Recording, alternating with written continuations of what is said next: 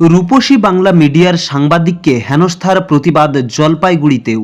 সাংবাদিক হেনস্থার প্রতিবাদ সাগর থেকে পর্বত পর্যন্ত। মঙ্গলবার রূপসী বাংলা মিডিয়ার পূর্ব বর্ধমান জেলার কালনা মহকুমা সাংবাদিক অত্রি চক্রবর্তীকে খবর করতে বাধা দেওয়া হয় ও হেনস্থা করে পূর্বস্থলীর বিশ্বজিৎ সরকার নামে এক ব্যক্তি। অভিযুক্ত ব্যক্তিকে গ্রেপ্তার করেছে পূর্বস্থলী থানার পুলিশ। সাংবাদিককে হেনস্থার প্রতিবাদে সরব জলপাইগুড়ি জেলার সাংবাদিকরাও।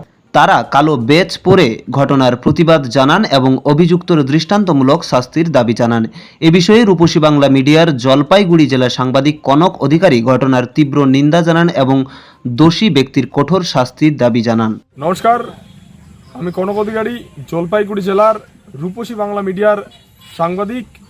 গতকাল পূর্ব বর্ধমান জেলার আমাদের রূপসী বাংলা মিডিয়ার সাংবাদিককে যেভাবে হেনস্থা করা হয়েছিল তার তীব্র ধিক্কার এবং নিন্দা জানাই, যাতে আগামী দিনে এই আমাদের সাংবাদিকের উপর কোনো আক্রমণ বা নিন্দা বা কোনো ঘটনা ঘটতে না পারে, তার জন্য দোষীর কঠোর থেকে কঠোরতম শাস্তির দাবি জানাচ্ছি। প্রশাসনকে ধন্যবাদ জানাবো। প্রশাসন সেই ঘটনার পরেই অভিযুক্ত সেই ব্যক্তিকে আটক করে নিয়ে যায়।